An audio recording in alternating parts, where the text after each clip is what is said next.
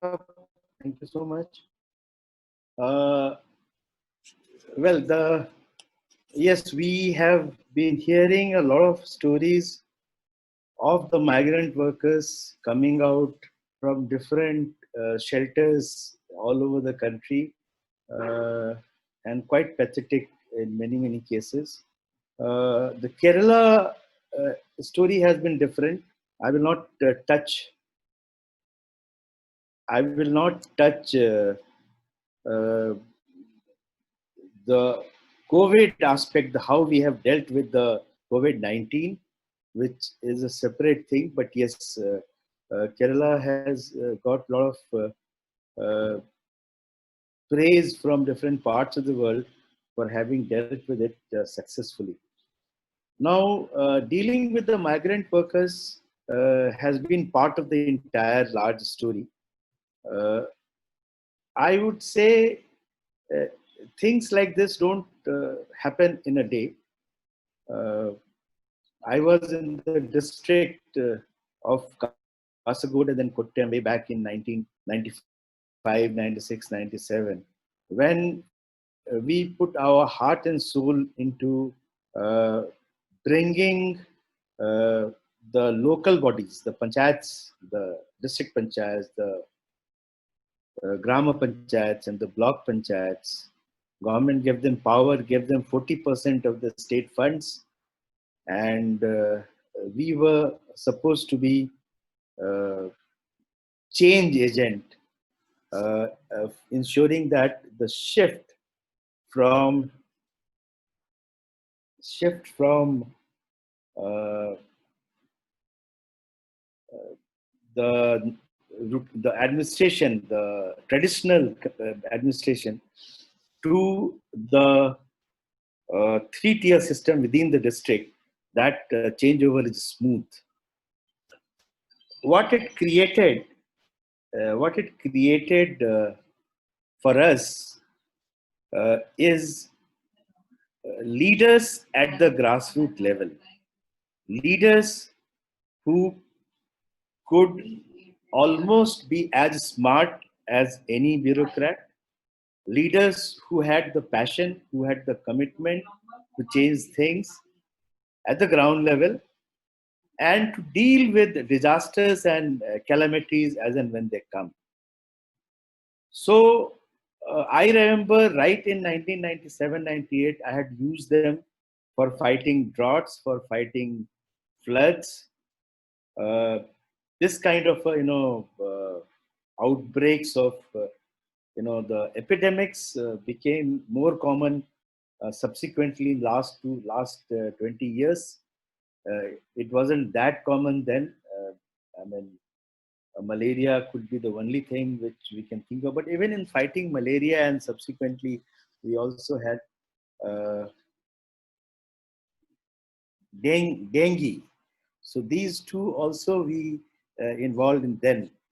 So they have panchayats, the local bodies have been involved with disaster management, helping the district collector, helping the overall administrative line, uh, and that is the first reason why this huge problem when it came and the number of people dealing with it had to be large because the problem was large.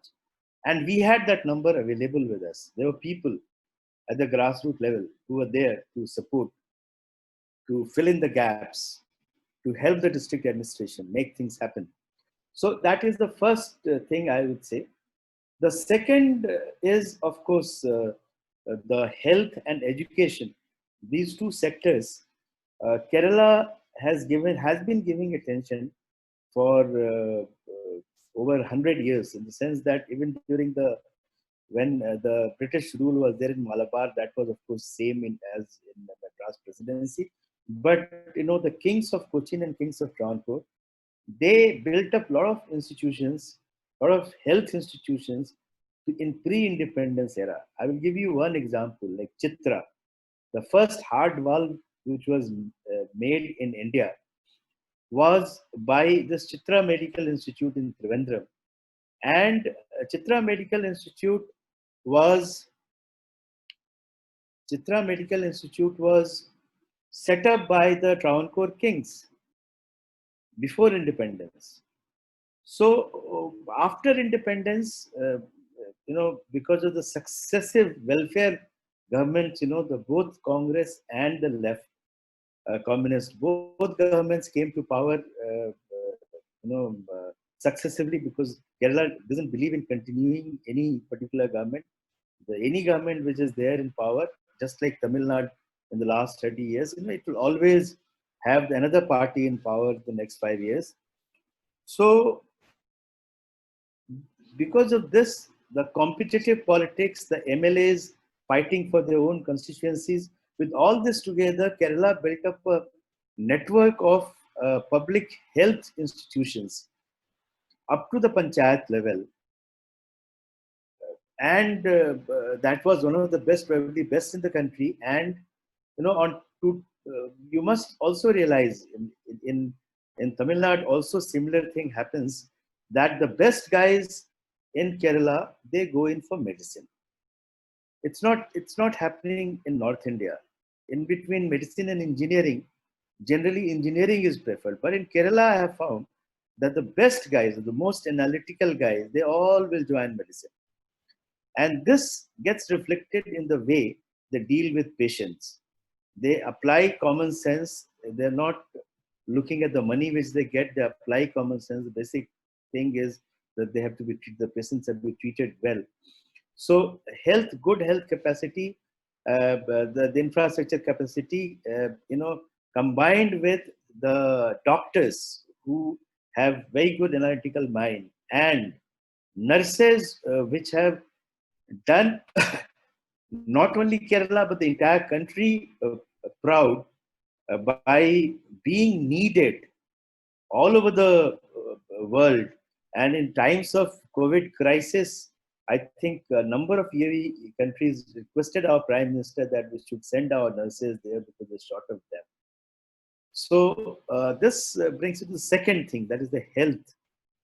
So the overall, we created the local bodies, uh, we created good health and education infrastructure, and then the way the migrant workers, the labor laws implementation, Kerala has been at the forefront.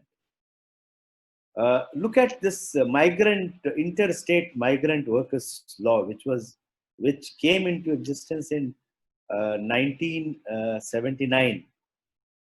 Kerala had to deal with migrant workers only in the last 20 years, because previously it was only people from Tamil Nadu who would come to Kerala, and they were part of the extended family. We never looked at them as people who were different from us. The situation changed when people from Orissa, people from West Bengal, people from Northeast, people from Bihar and Jharkhand, they started coming to Kerala. Their food habits were different. They had to be taken care. They were helping in the build-up of Kerala, the building of Kerala, the infrastructure. They're all there. So they had to be taken care. This is where Kerala took the lead and became the first state in India where migrant workers were there to be taken care of. And it created insurance schemes for them. We started registering them. We started building up housing for them. So with all the thing, the Kerala, the migrant workers started taking care of the migrant workers. I wouldn't say they did extremely well. They completely plugged all the loopholes, but yes, they made major headway. And it is this headway that is showing up in the present times. My minister, Mr. T.P. Ramakrishnan, uh, when I joined the department in October, so November, we were discussing. He said, "Look, I call migrant workers guest workers because they are guests for us, and as we would treat our guests, we would treat them." So this concept is very important. I mean, migrant workers should be treated the way a guest has to be treated. So what happens?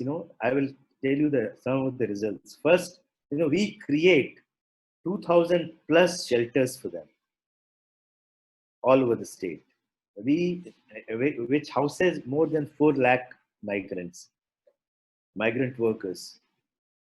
We provide them food, sanitation facilities. We provide them, health care. There are mobile health vans which go and take care of them.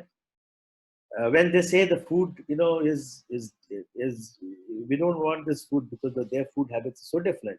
So we give them, raw materials. They can cook whatever they want. So with all these things, there was a time when they around 70% wanted to go back home. That was in the middle of April. And by the time we reach middle of May, only 30% of them really want to go home. So we have been sending them back in the trains. Around 40,000 people have gone. Maybe around a lakh 30 or 40,000 people more will go. But when each train, when it leaves, the CM's instructions are that they have to be given food. They have to be given food for their journey. And this is what we do to our guests when they come home. So this is the third pillar. That is, the act has been really we're trying to implement the act which was there in 79.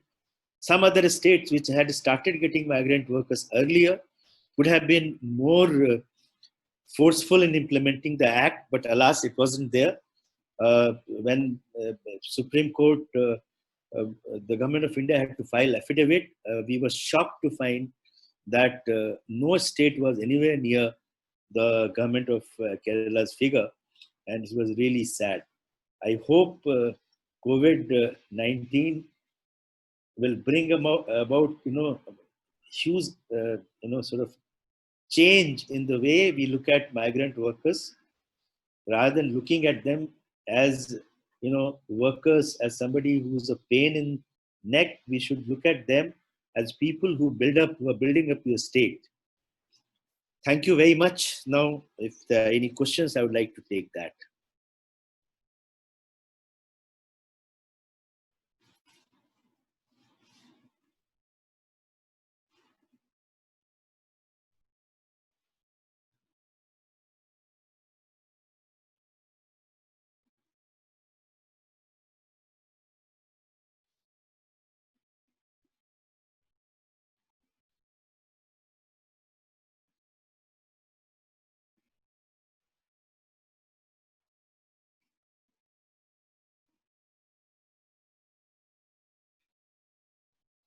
I have finished my talk. I would like to take questions if there are any. Sir, Yeah. there is a question from our professor. He's asking, what are the initiatives taken by the state in addressing the plight of the migrants? Well, I told you we set up 2,000 camps housing 6 lakh people. We are providing them food 3 times a day. We set up uh, facilitation call centers in each district in their languages. We used to get hundreds of complaints in the last month every day, and we used to deal with all those complaints on a daily basis. We had a 3-tier system. We had at the state level a committee, at the district level, and at the panchayat level we had a committee. There will be visits by our labor department's officers, as well as the panchayat people, as well as the police, and just to ensure that everything is going right in the center. The only time we have seen, there are 2 times I have seen some visuals which were sad. One was on 31st of March, when a lot of people in Kottayam, a lot of workers in Kottayam, they wanted to move out to go to their state. and this happened because they saw in UP and Delhi, so many migrant workers started traveling, walking down. There was a lot of confusion. People said there will be buses. Then government of India said no, buses cannot fly.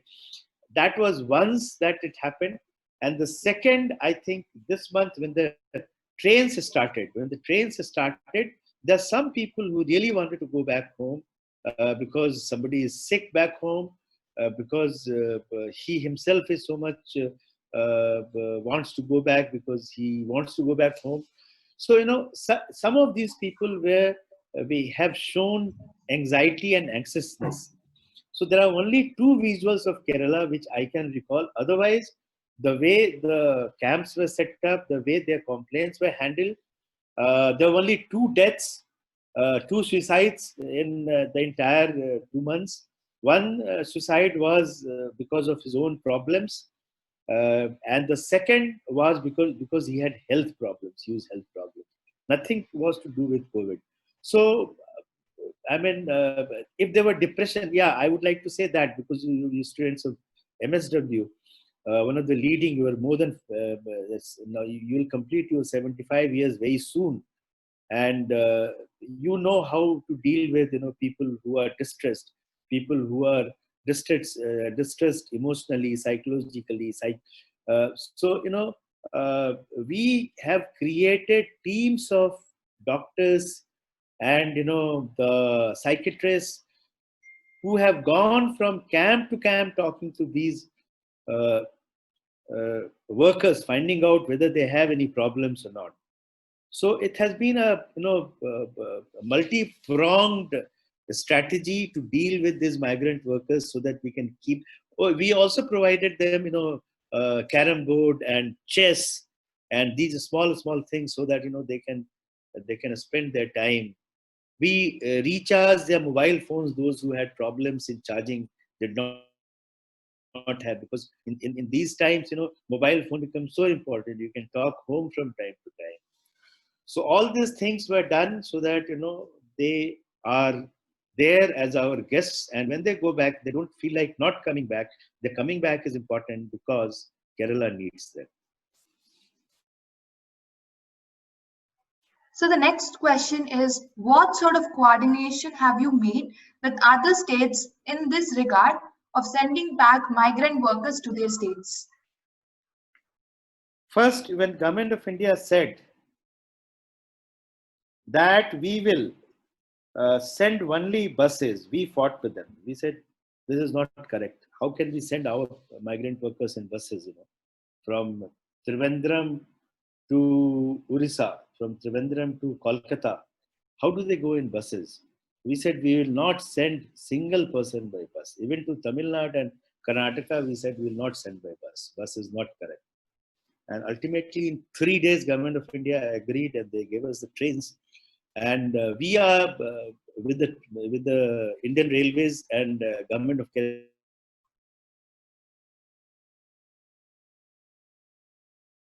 And the states, because the state where they are going, they have to accept.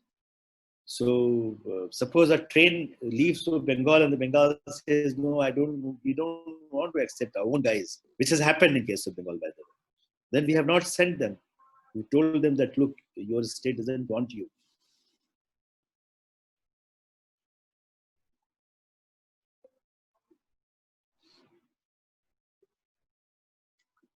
Yes, next question. So the next question is, why can change? Why can't we change unorganized sectors to organized labor so that it can be made formal careers for everybody? That's a very good question. How we can make unorganized sector organized?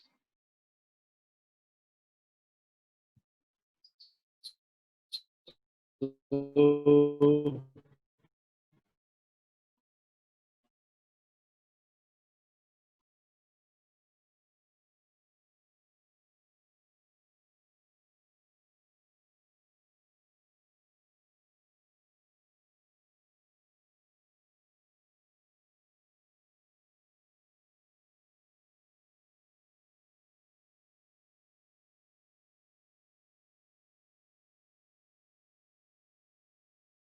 Next question. The window.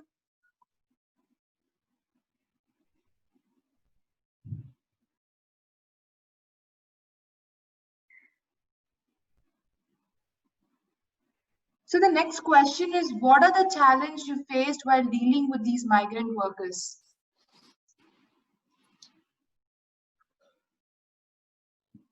The number one challenge is drugs. So we are with the health department and the AIDS setup of Kerala. So we work very closely with them, and we keep checking onto them from time to time and find out their health status. And that is one which I would say. The second major challenge is still, the exploitation. The exploitation.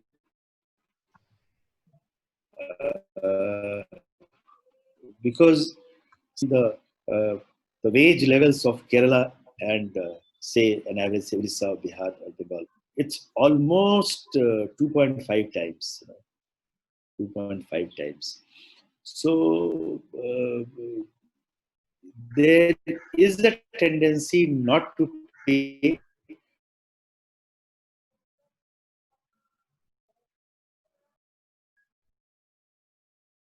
which their own brethren, Malayali brethren, are getting. So that form of exploitation is still very much there.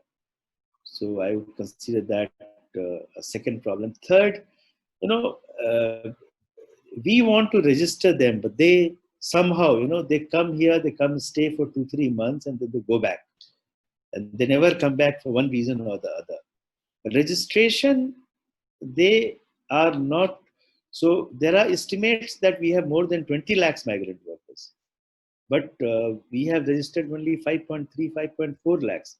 But if we register them, then like Government of India wants to give them support. Bihar government has announced that it will give support, financial support to these guys. So it's if that kind of a support is to be given, then we have to know that they are, because a migrant worker, where would he be known that he is a migrant worker? Only in the place where he works. If he is not registered there, then he is not known as a migrant worker. So that registration is very important, and it's very, if actually the number is more than 20 lakhs, which now we are disputing. Now we have revised our estimate. It all started, our major institute, our own government institute, they gave a figure of 33 lakhs. Then they said 20 to 25 lakhs. Then now we are saying 12 lakhs. Maybe we have 12 lakhs migrant workers. So the next question is, what are you doing to bring back the people who are stranded outside Kerala? Oh, the process has started now. They've started coming for the last 10 days from Middle East. Mostly Malayalis are there in the Middle East. So we started bringing them. It has increased the number of COVID cases also in Kerala. But they have, as Prime Minister says, they have served us in our, they have been sending money back home, and one of the reasons India has grown is their money. So if now they want to come back home, so we'll have to accept them and say that, okay, be here and go back only when if you want to. So what are the measures taken to solve the problems of domestic workers? Domestic migrant workers?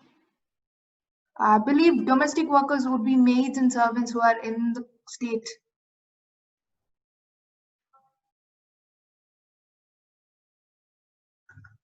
I think even Kerala has not been. In fact, I have started this ensuring that they get minimum wages, but I don't think even Kerala has been able to implement this minimum wages for them.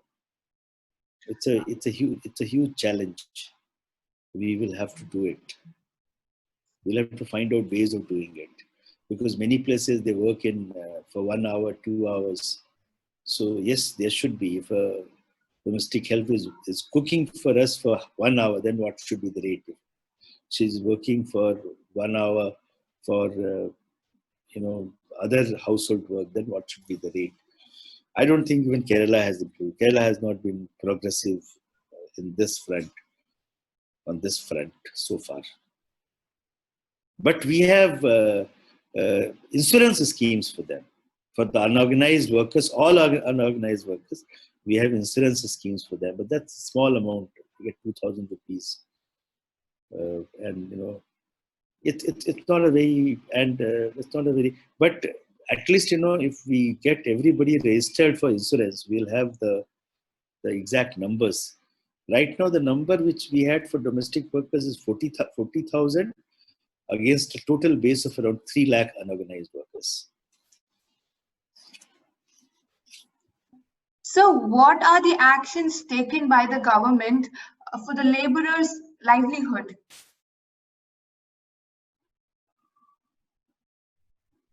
Now, as it's opening up, so the most important schemes like Mahatma Gandhi, Narega, that employment guarantee scheme, I think that will have to be used. Already started in the areas where the work has started. So I think all government of India schemes and the state schemes will have to converge, and anybody who wants work will have to be given work.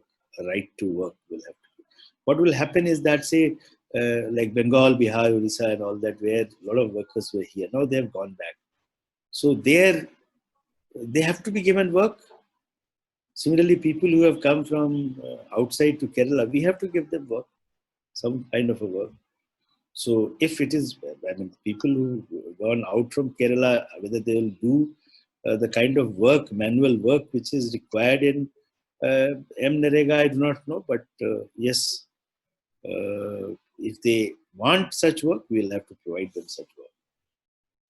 So the unorganized sector has been suffering with respect to job and hunger due to COVID-19. So how do you think the government can handle either through policies or government measures? Unorganized sector is of two kinds. One which has an interface with people, and one which does not have an interface with people. Direct interface. For example, the domestic help. I think by and large, domestic help would definitely be taken care of in these bad times, because people are essentially good, so they would ensure that the salaries are given in advance and extra money is given, so that those who are working at home but are not able to come home, they are taken care. But if somebody is unorganized because his work is not there is no institutional mechanism for making it organized, and he produces, for example, basket weavers. Now, basket weaver not organized. Now, he is not directly dealing with this. So such people would definitely have problems. So all the unorganized workers were given 2,000 rupees last month by the government of Kerala. So I think that was one way, and I think more money will come now that the lockdown has increased. More money.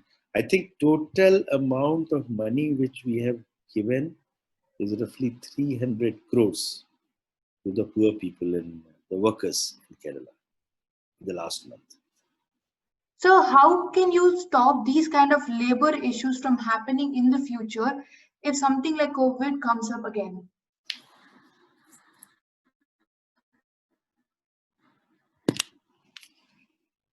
COVID is it's once in 200 years kind of a phenomenon, and uh, it is affected us economically so badly only because we can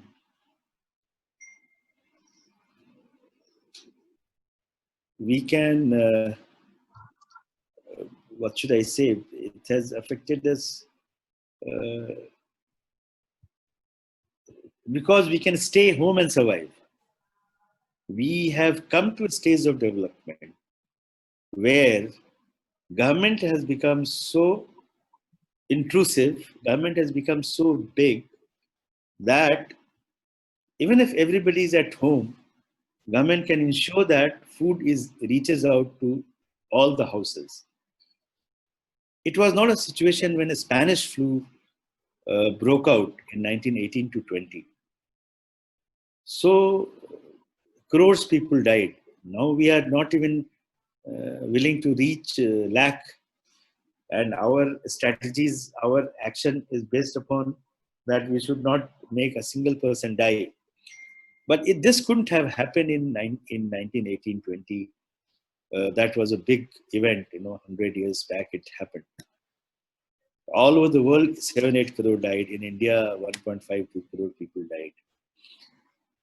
So overall, I suppose the governments have done much better, and the poorest of the poor, the food, the way the uh, Punjab government and government of India together have ensured that uh, the harvesting of wheat takes place properly in Punjab, and record production this year. I mean, it's more than last year. So with this record production, the governments have been, trying to ensure that the essential sectors they don't get affected. They are there for us. They're there for the people. The survival is the basic thing. We have to survive this. As many people should survive this as possible. Economic losses can be made up by the government subsequently in one way or the other. So how can you resolve gender disparities in migrant worker wage perspective?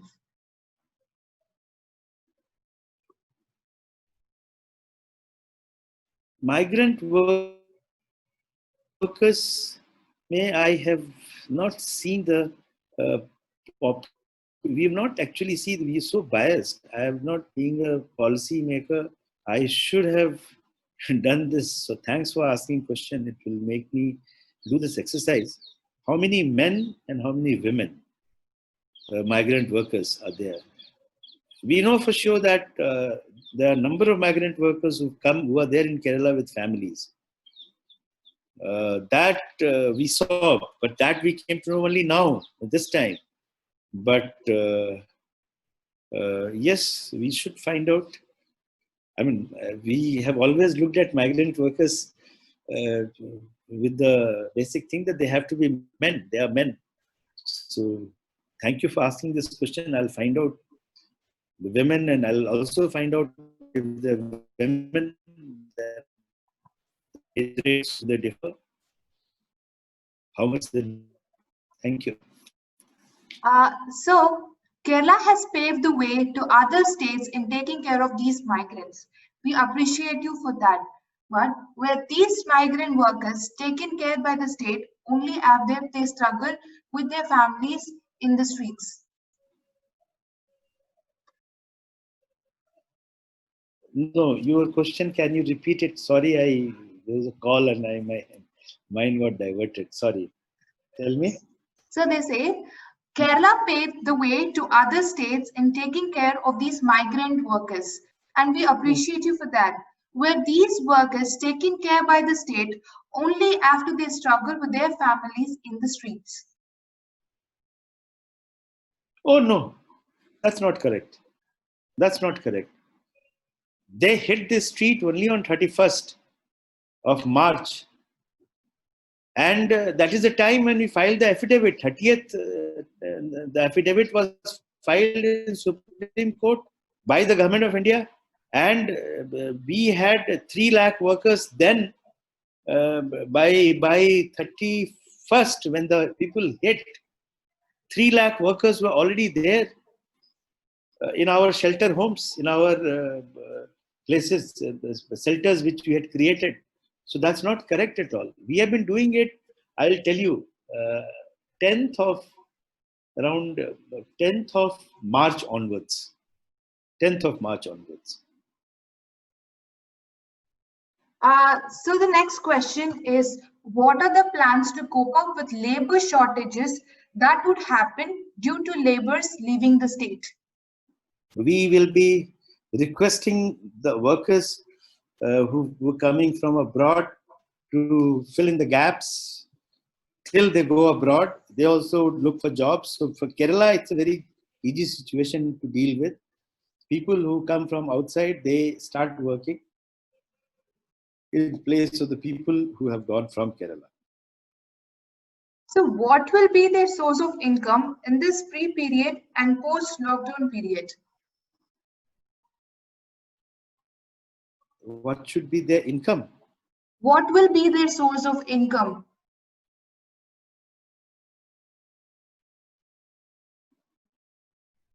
See, the government of India has said you keep paying all the salaries, all the wages and all that. That doesn't look likely because the companies will not survive. The contractors will not survive. They will all die because they will not survive. So basically, the government of India has also withdrawn that particular thing. I have a feeling I was reading somewhere. But people have already started working. Our estimates are around 1.5 lakh people have already gone back to work. And Kerala, this will not be a problem because another 1 month we are sure that we'll be able to send them all back to work, all those who are left. So much of economic activity will start. And till it starts, we will ensure their basic survival and needs. So this is what I can assure at this point of time. Sir, how are you going to fill the space of migrant workers in construction and hotel industries in the post-COVID space? The hospitality industry will have a tough time, and it will take time. It may take a lot of time to bounce back. And the people who are working in hospitality industry are such that they cannot be engaged elsewhere. But the construction activity will start. All our government contracts, things which are buildings, which are so all those activities will be there. So construction worker segment, I don't foresee any problem, but hospitality segment, yes, those employees will have to suffer for a longer period. Sir, what immediate action will be taken by the government to help the laborers with their livelihood? I told you there are a number of schemes of government of India and the state government. If the workers don't find job, what they were earlier doing, then the government will start, digging ponds, constructing roads. If people are there, they say that, look, we want to work. We don't have work. Government is bound to give them work under NREGA, the Rural Employment Guarantee Scheme. So, what initiatives have been taken regarding the train tickets to migrant workers as it's been totally borne by the workers?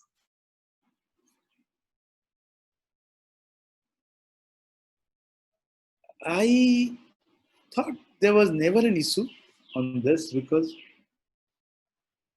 the migrant workers in Kerala, at least, the kind of migrant, they were not short of cash at least. It was a very small fraction which was short of cash. So, So yeah, tell me. so you can continue. I thought I can go for the next. Okay, Yeah, so so there's a small short of cash. So money for that for the train this thing.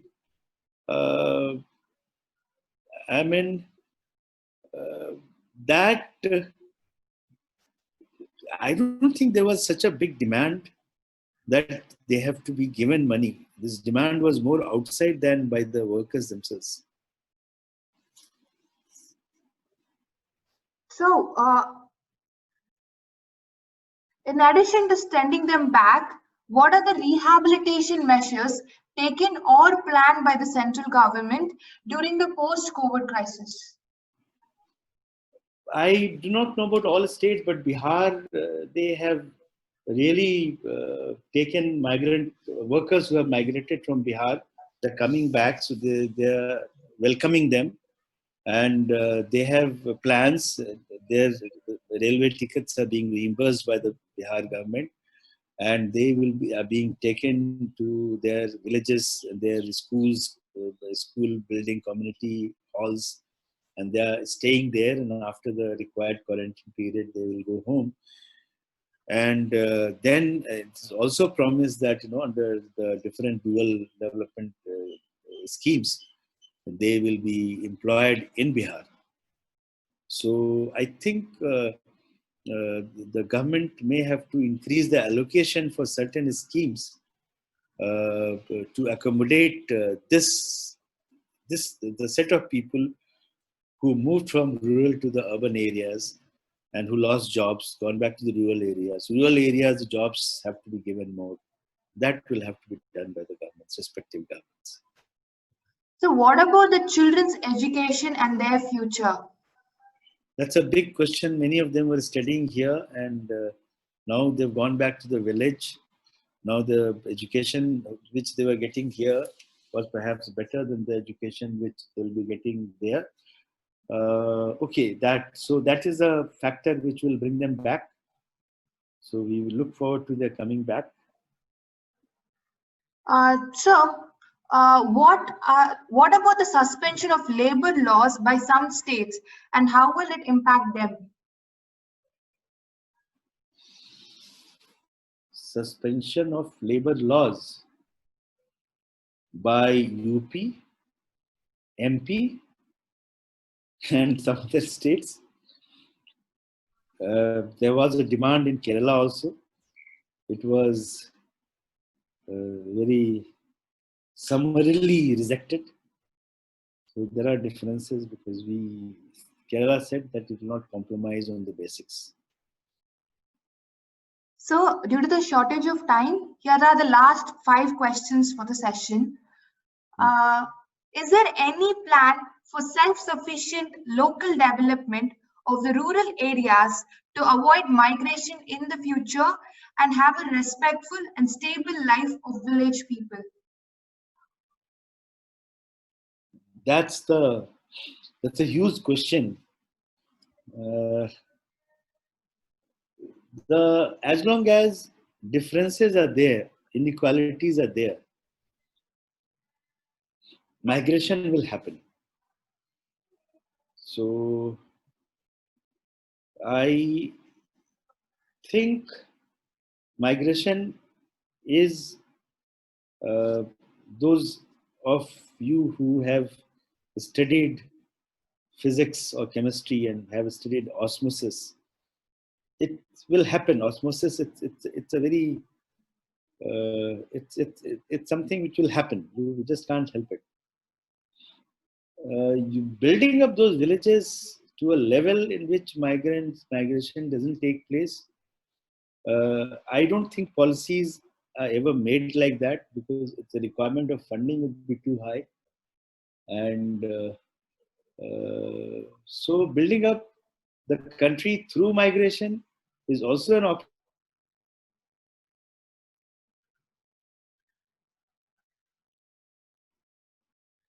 So, what will Kerala government do to educate children coming back to Kerala with the unorganized workers?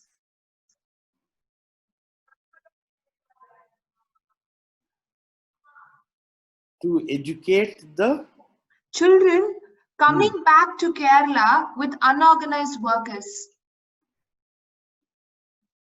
Kerala will educate them. Kerala will educate them. We've done a lot of literacy programs. You also done a lot of literacy programs in Tamil Nadu. So we'll educate them. We'll ensure that. Sir, there are a lot of Kerala students stuck in other states who are unable to return back home. What are the measures taken for them?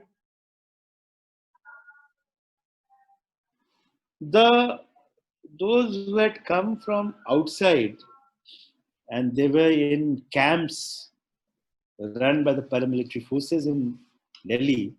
So many of them were sent back to Kerala in 20 days back, giving them a special pass.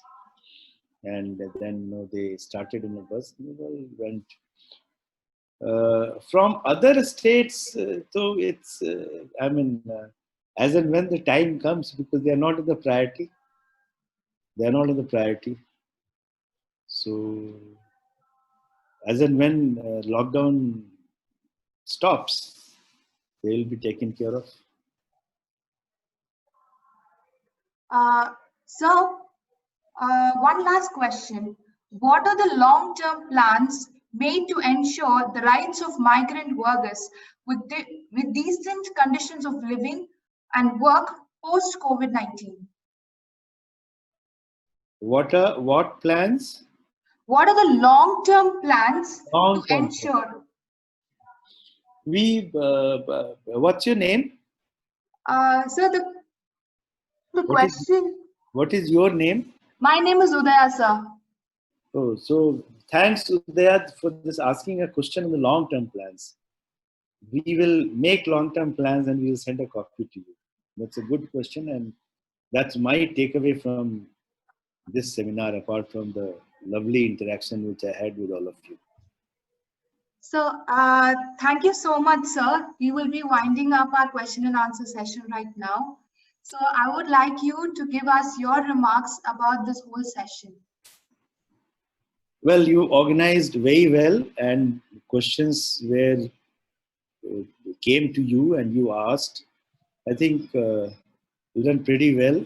This is a very organized webinar, I would say. And hats off. You are one of the top institutions in the country, and I wish that. And you were the first to ask me to come for a webinar, so I can understand that you really mean business. Because if Kerala has done well, why not get to know about Kerala? So it shows your passion about the subject, your commitment, and your sincerity. And I wish all of you all the very best. Thank you, sir. Thank you